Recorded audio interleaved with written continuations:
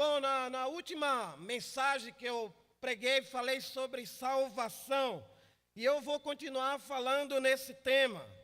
Eu pedi até para o pessoal do louvor cantar algumas canções que falam sobre a salvação. Porque nós somos salvos, amém? Salvos do quê? Nós fomos salvos. Salvos da ira vindoura de Deus. Salvos do pecado. Salvos do inferno. Salvos do diabo. Então Deus, por meio de Cristo, nos deu a cada um de nós essa oportunidade, esse privilégio de poder ser salvo. E é um grande mistério a salvação. Então, hoje nós vamos continuar estudando o livro do profeta Jonas. O livro de Jonas é um livro misterioso no Antigo Testamento. Quem é Jonas? Jonas é um profeta que é filho de Amitai. A cidade onde Jonas nasceu é uma aldeia próximo de Nazaré, onde Jonas nasceu.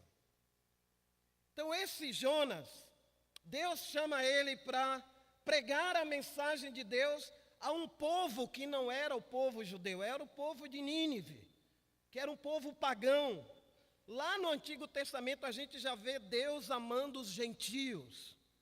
O livro de Jonas é uma carta de amor de Deus para com o povo, mas também para com o profeta. Jonas, ao receber o chamado de Deus para ir pregar a mensagem de salvação, ele foge de Deus, ele vira as costas para Deus, com medo de ir para essa missão e pregar a mensagem da salvação lá em Nínive. Ele aí compra uma passagem no navio e foge para a Espanha, para a cidade de Tarsis. E na última mensagem nós falamos que durante a viagem, Deus envia uma tempestade. Jonas é jogado no mar. Um peixe engole Jonas. E dentro do peixe ele ora. Olha que coisa mais estranha. História mais bizarra na Bíblia. Você passar 3 dias e 3 noites dentro do ventre de um peixe. E aí ele se quebranta. E aí o peixe vomita Jonas na praia por ordem de Deus. E aí ele se levanta. Olha, primeiro capítulo, Jonas vira as costas para Deus.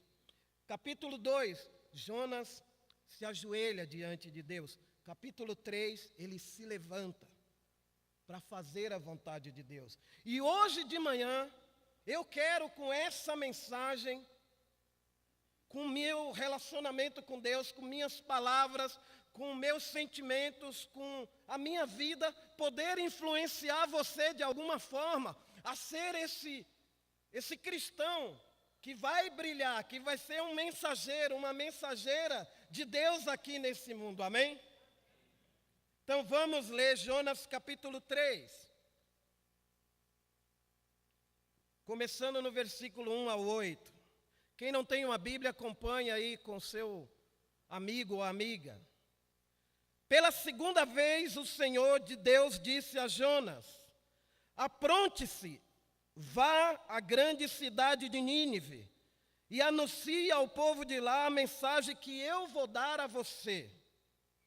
Jonas se aprontou e foi a Nínive, como o Senhor Deus havia ordenado. Nínive era tão grande que uma pessoa levava 3 dias para atravessá-la a pé. Jonas entrou na cidade, andou um dia inteiro e começou a anunciar: dentro de 40 dias, Nínive será destruída. Então os moradores de Nínive creram em Deus e resolveram que cada um devia jejuar.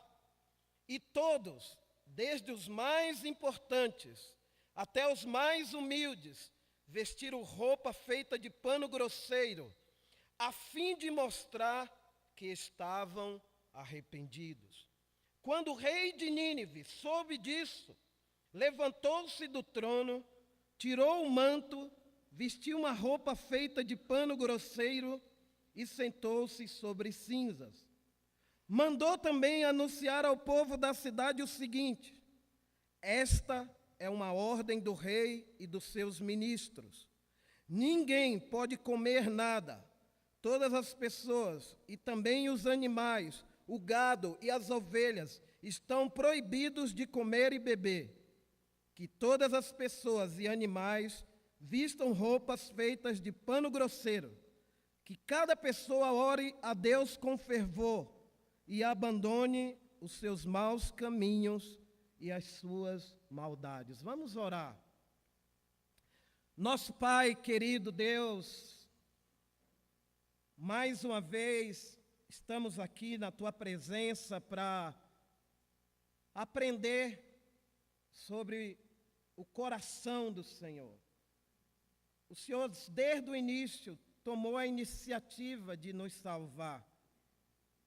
Éramos pecadores, rebeldes, cegos espiritualmente, mortos espiritualmente. Vivíamos longe do Senhor, ignorantes da verdade, ignorantes de Cristo. Mas por causa da sua grande graça, amor e misericórdia, o Senhor abriu os nossos olhos. O Senhor curou nossas doenças espirituais. E o Senhor nos revelou a verdade na pessoa de Jesus. E somos hoje salvos, não porque merecemos, mas porque o Senhor, desde antes da criação do mundo, por causa do seu propósito, decidiu fazer isso. Nós te agradecemos pela salvação em Cristo Jesus, que cada um aqui leve a sua salvação a sério. E aqueles que estão aqui hoje que ainda não são salvos, que ainda não foram convertidos, que ainda não foram batizados, que essas pessoas tenham urgência no seu coração para tomar a decisão de se unir a Cristo e ao Senhor para a eternidade. Te agradeço em nome de Jesus. Amém. O tema principal das Escrituras é a salvação. Eu estava vendo uns vídeos que um irmão me mandou essa semana, onde os vídeos mostram pessoas sendo salvas da morte em acidentes de automóvel. E é impressionante, um irmão colocou impressionante. Como é verdade, às vezes, fulano foi salvo por um triz, né? Algo iria acontecer, mas um mistério impede de que a pessoa morra. E eu fiquei impressionado com aquilo. Então, salvação, irmãos, na Bíblia, é algo sério. Eu queria falar para você que salvação é algo muito sério. Não é uma brincadeira. Você está lidando com a eternidade sua e das pessoas para a eternidade. Ela pressupõe perigo, desespero, a salvação. Eu acho que nenhum de nós diria para uma pessoa que está morrendo afogada: ei, por que você não sai dessa água? Você pularia lá, você tentaria jogar uma boia, uma prancha, sei lá, chamaria alguém para tirar a pessoa de lá de dentro da água.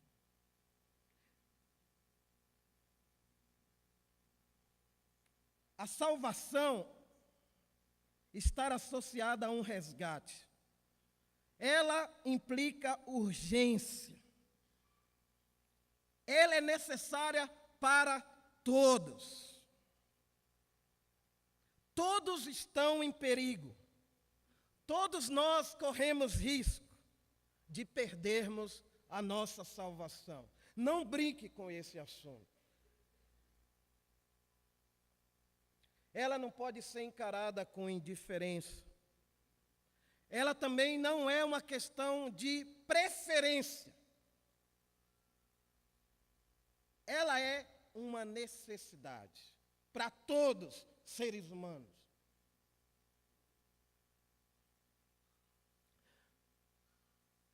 Aqui nós vemos no livro de Jonas, capítulo 3, a graça de Deus. Logo no versículo 1, pela segunda vez. Deus chamou Jonas a primeira, ele fugiu de Deus, Deus chama ele, a gente não sabe quanto tempo levou toda essa história dele ficar no peixe e ser vomitado e ser jogado na praia, e ele ficou lá talvez meditando em toda aquela história, tudo que aconteceu.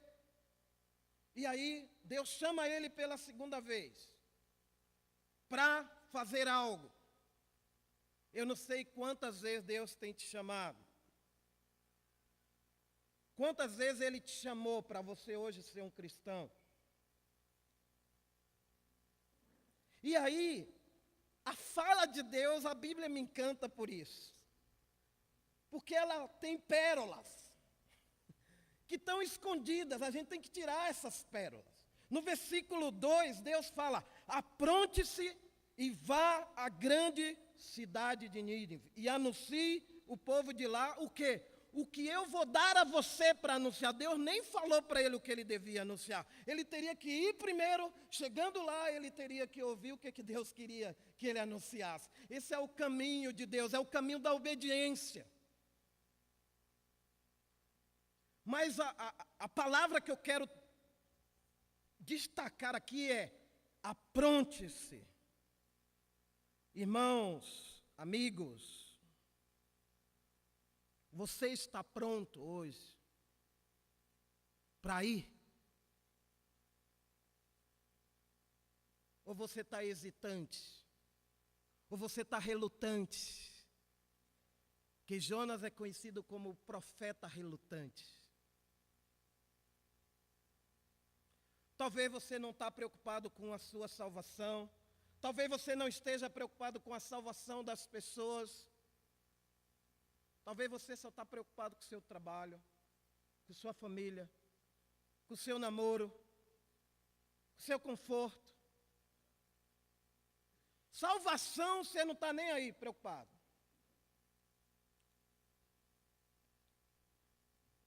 E a gente vê que Jonas, no primeiro capítulo, não de ele obedecer a Deus e ir para Nínive, que era o lugar da vontade de Deus, era o lugar ideal onde ele deveria estar, ele foge para outra cidade, que é o lugar da desobediência. E deixa eu falar com muito amor para alguns de vocês. Alguns de vocês ainda não se arrependeram.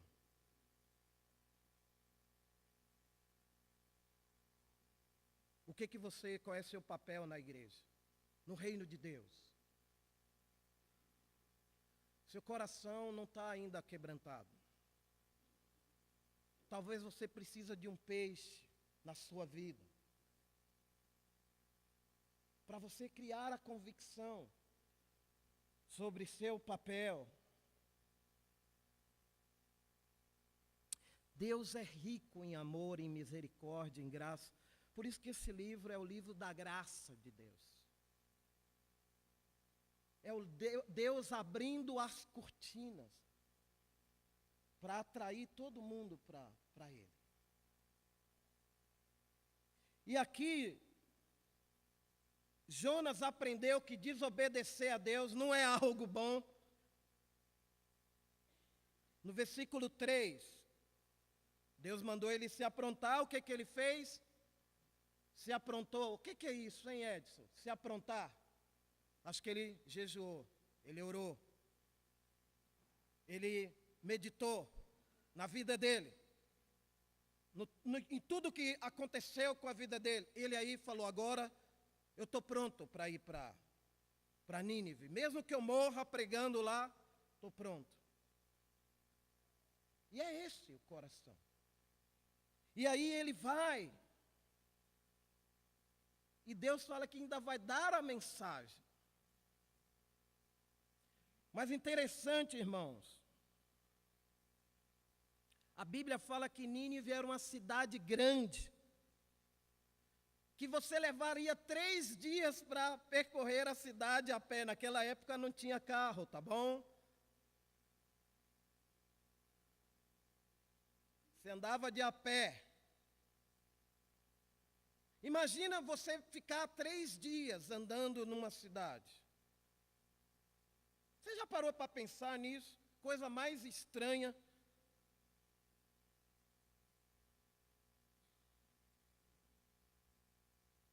Três dias a pé. Às vezes a gente tem dificuldade para ir na igreja em casa, que é do lado da nossa casa. Às vezes a gente tem a dificuldade de ir marcar um estudo bíblico com alguém, porque a gente tem que sair da nossa casa, pegar um ônibus. É muito difícil esse negócio. Olha, deixa eu te falar para vocês, o caminho que conduz à salvação, ele é apertadíssimo, Jesus falou. Nós queremos imitar Jesus, queremos seguir Jesus, mas não queremos andar no deserto que Jesus andou. 40 dias no deserto, antes de começar o ministério dele. Queremos as bênçãos de Deus, a proteção de Deus, o amor de Deus. Mas não queremos pagar o preço para salvar os perdidos. Deixa eu falar para você. Cada cristão, cada um de nós, foi chamado para seguir um exemplo de um homem, uma pessoa. Essa pessoa é Jesus Cristo. Você e eu, tem claro isso na nossa mente, no nosso coração? Em alguns lugares do mundo, ser um cristão, você corre um risco tremendo. Eu fui estudar um pouco sobre isso. Em uma parte lá da Índia, ser um cristão em alguns lugares na Índia, você corre o risco de ser morto. E olha, só para você ter uma ideia, mais de 3.000 cristãos foram mortos por sua fé entre novembro de 2016 a outubro de 2017. No mundo. Essa informação eu peguei na ONG Portas Abertas, que é uma ONG muito séria sobre estatística. Imagina, mais de 3.000 em um ano foram mortos. Eu fiquei pensando, e nós?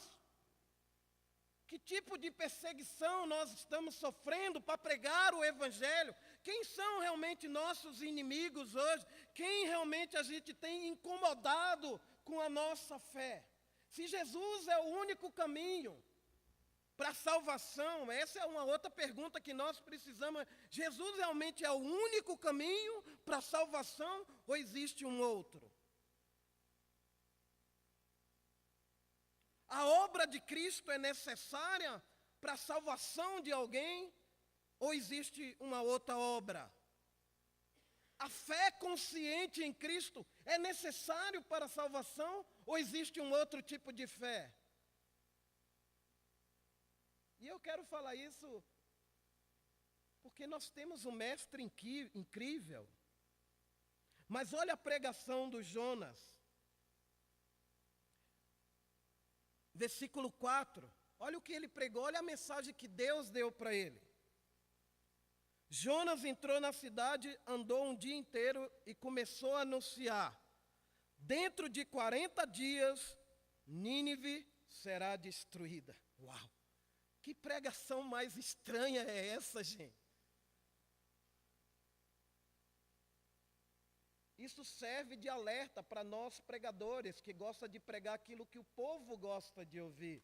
Ou então, o que você como pregador também gosta de ouvir. Você seleciona os pregadores. Aquele que fala as coisas que você gosta. Mas aquele que fala as coisas que você não gosta, você deleta ele.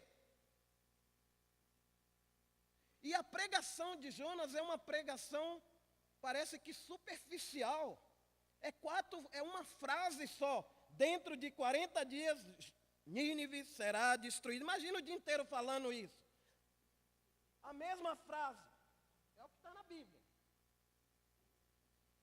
A reação das pessoas. Esse cara é maluco. Poderia ter esse tipo de reação.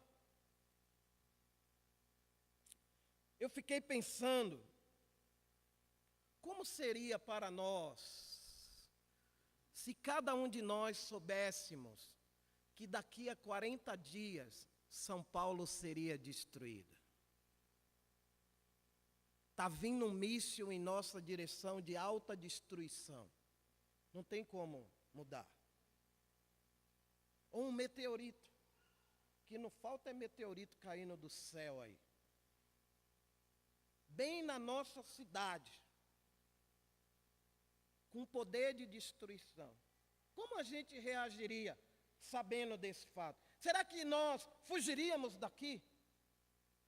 O que a gente faria? A gente teria mais urgência de salvar as pessoas? O que você faria? Você ia reunir sua família e falar de Deus, se preparar, olha, não tem como mudar essa história, vamos reunir todo mundo aqui, vamos fazer uma oração, porque a hora está chegando.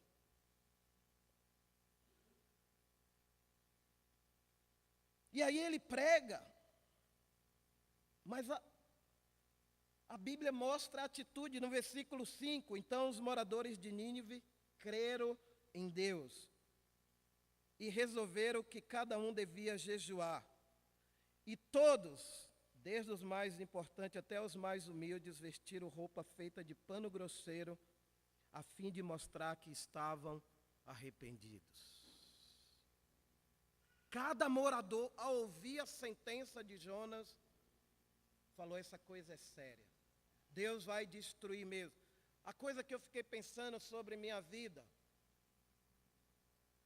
eu creio que Deus é o Criador do mundo, do universo. Creio.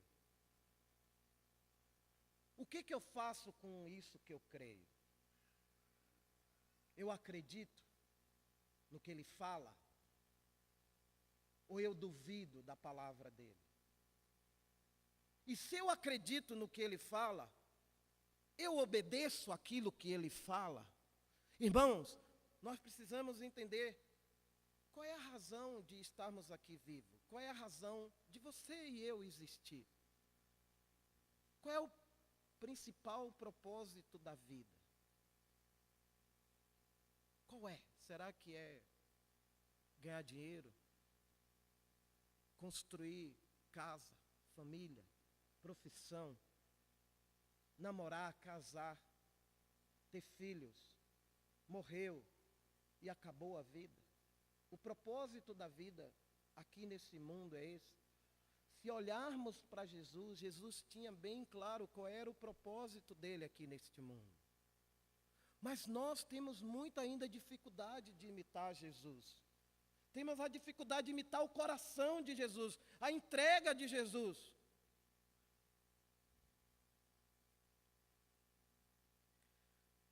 Essas pessoas creram no que Jonas estava pregando. Isso é fantástico, porque quando qualquer cristão prega a mensagem de Deus, pessoas vão ouvir a mensagem e vão crer na mensagem. Agora, se nós não pregamos, vai ser difícil.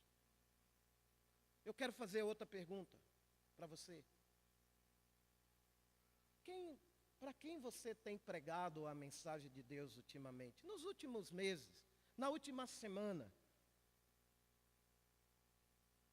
Quem você está influenciando com sua vida, com sua fé, com seu amor?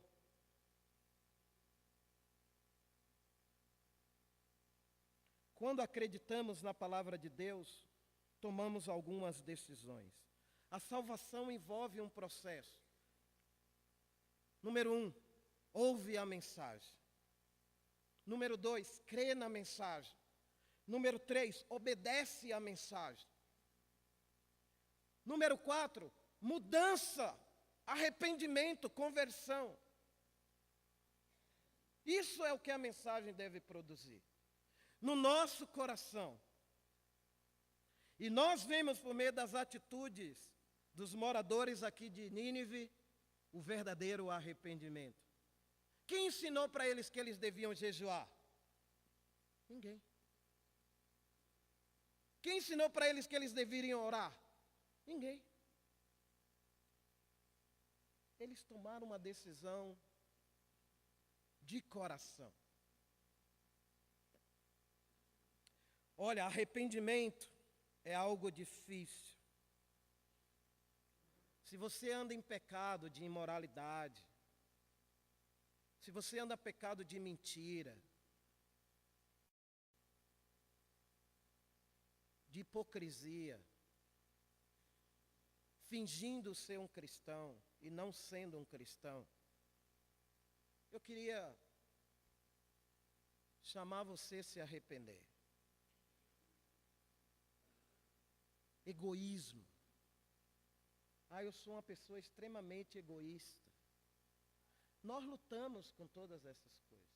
Eu também. Egoísmo. Arrependimento vai exigir de nós amor a Deus e nojo ao pecado. Deus odeia o pecado. Nós precisamos odiar o pecado. Pecado da cobiça. Vivemos num mundo que está sobrecarregado de pecados. A gente vive num mundo doente. Os valores de Deus têm sido tirados da família, das empresas. O abandono das escrituras tem sido visto de uma forma cada vez mais profunda. A lealdade a esse livro. As pessoas não leem mais a Bíblia, as pessoas não dão mais importância para o livro de Deus. E nós, como cristãos, não podemos nos deixar enganar com esse espírito. Precisamos ser homens de Deus, homens da palavra de Deus.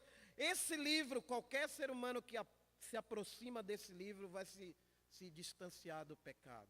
Agora, se afasta desse livro que você vai se aproximar do pecado. Arrependimento envolve mudar de ideia em relação a Deus, ao pecado e ao inferno. No versículo 6, quando o rei de Nínive soube disso, levantou-se do trono, tirou o manto, vestiu uma roupa feita de pano grosseiro e sentou sobre cinzas. Todos que desejam ser salvos precisam se arrepender. Quando a mensagem de Deus chegou ao ouvido dos reis de Nínive, o que ele fez? Ele vestiu a roupa da humildade. Olha, não existe caminho fácil para entrar no céu. Qualquer um pode ser governador, diplomata, empresário, ator, jogador de futebol, cantor. Todos que quiserem entrar no reino de Deus, vai ter que descer da sua posição, se ajoelhar e ser como uma criança. Não tem diferença para nenhum. Deus não tem lá no céu, não tem entrada especial. Eu vi mês passado, os ministros do Supremo Tribunal Federal alugaram uma sala no aeroporto de Brasília para eles entrarem nos voos quando eles forem para os seus estados. Por quê? Porque se eles entrassem na sala onde o povo estava entrando, eles iriam lá ser cobrados, então vamos fazer uma sala especial. Diplomata também faz isso, entra por uma entrada especial em aeroporto. Em festa é assim, em campo de futebol, sempre tem um lugar especial para as autoridades. No reino do céu, não. Quem quiser entrar lá, vai ter que descer do trono, se vestir de pano grosseiro, ser como uma criança e se arrepender. Esse rei era um rei arrogante. E agora ele se transforma. Agora, olha a atitude do rei diante da pregação de Jonas. Versículo 7. O rei também mandou anunciar ao povo da cidade o seguinte: esta é uma ordem do rei e seus ministros. Ninguém pode comer nada. Todas as pessoas, e também os animais, o gado e as ovelhas, estão proibidos de comer e beber. Imagina que ordem mais estranha essa. Eu acho que se uma ordem dessa fosse dada para nós, por um ditador, todos nós iríamos obedecer. Ou você obedece ou você morre, porque o pessoal sabia quem era esse rei. Mas aqui Deus está trabalhando. Até os animais, coitado dos animais, tinha que obedecer. Não comer nada. Jejum para todo mundo. Irmãos, olha, a gente vê uma história dessa na Bíblia, a gente acha que é fácil. O que está em jogo aqui é a humildade, é o coração, é o quebrantamento.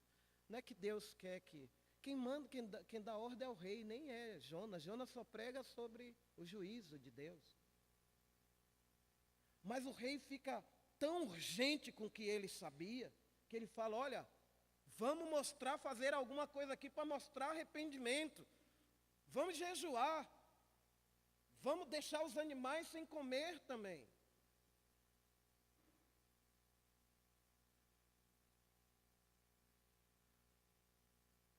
Todos que querem entrar no reino de Deus, segundo Jesus, tem que ser como uma criança. E aí no versículo 9, por que ele toma essa decisão, dá uma ordem dessa? Olha o que estava na mente e no coração dele. Talvez assim Deus mude de ideia, talvez o seu furor passe e assim não morreremos.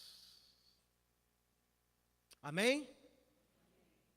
Olha, ele estava sério com a questão da salvação. A ordem já tinha sido pronunciada. O juízo vai estar vindo. E olha, desde Jesus até os dias atuais, segundo os estudiosos, são os últimos dias. Estamos vivendo os últimos dias. Vamos para 2 Timóteo, capítulo 3. Queria ler uma escritura aí para a gente refrescar esse assunto. 2 Timóteo, capítulo 3. Do versículo 1 ao 5. Agora é Paulo falando para Timóteo. Lembre-se disto, nos últimos dias haverá tempos difíceis. Pois os homens serão egoístas, avarentos, orgulhosos, vaidosos, xingadores, ingratos, desobedientes aos seus pais, e não terão respeito pela religião, não terão amor pelos outros e serão duros, caluniadores, incapazes de se controlarem, violentos e inimigos do bem. Serão traidores e atrevidos e cheios de orgulho. Amarão mais os prazeres do que a Deus. Parecerão ser seguidores da nossa religião, mas com as suas ações negarão o verdadeiro poder dela. Fique longe dessa gente. O que Paulo está ensinando para Timóteo aqui? Paulo aqui está na prisão. Ele está escrevendo as últimas palavras dele em vida. E ele está escrevendo para um jovem ministro na fé, que é Timóteo. E a primeira coisa que ele fala aqui é: lembre-se disto. Esse é um alerta para nós. Lembrar de quê, Edson? Que o espírito dos homens dos últimos dias, ele fala, os homens serão egoístas. O que isso quer dizer? Os homens serão amantes mais de si mesmos, dos seus desejos, dos seus prazeres, dos seus negócios, da sua própria vida.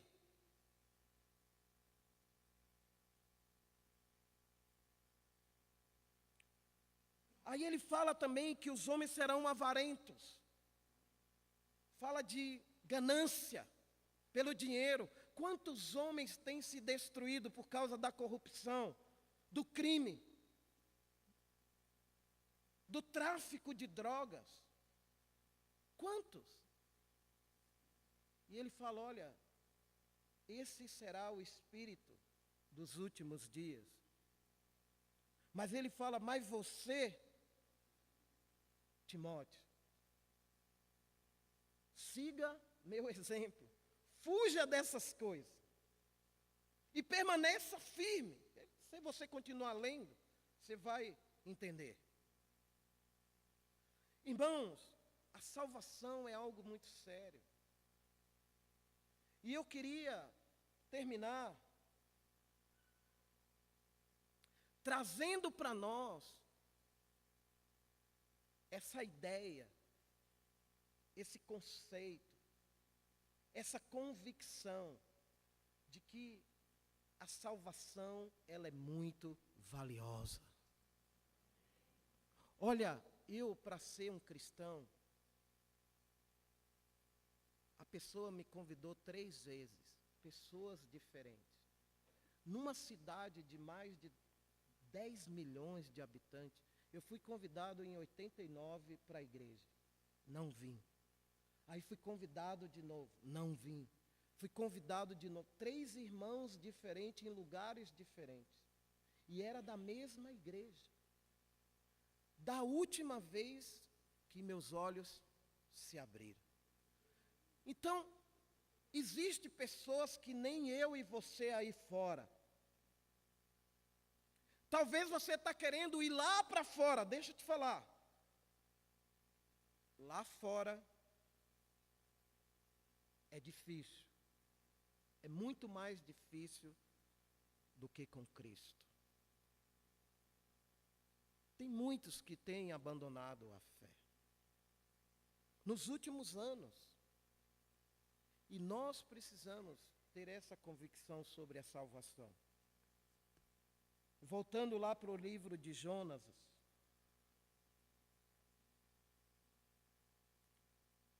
no capítulo 3, versículo 10.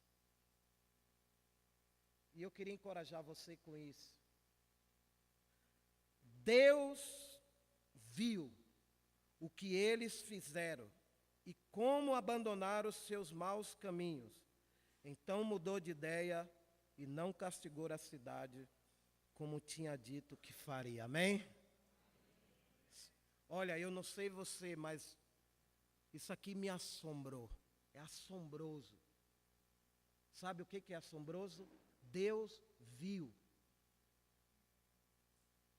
O que ele viu? O coração de cada um naquela cidade.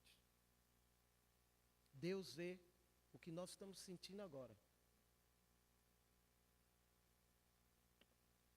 Então, a história da humanidade está caminhando para a consumação. Deus vê como nós reagimos quando ouvimos a sua voz. Irmãos, vamos juntos amar esse Deus. Vamos anunciar esse Deus. Vamos glorificar esse Deus. Vamos dizer às pessoas que nós amamos a Deus, que demonstrando isso através de nossas atitudes. Não só com aquilo que nós falamos, mas com aquilo que nós fazemos. Porque Ele está vendo o que cada um de nós está passando. Ele é rico em amor, Ele é rico em misericórdia, Ele é rico em graça. Quanto mais satisfeitos estivermos em Deus, mais satisfeitos seremos em nosso interior. Eu quero ser esse homem. Eu quero encorajar você a ser esse homem, essa mulher que vai se satisfazer em Deus. Amém? Vamos todos juntos, como servos de Cristo, desfrutar das riquezas do reino dele. Vamos orar e agradecer.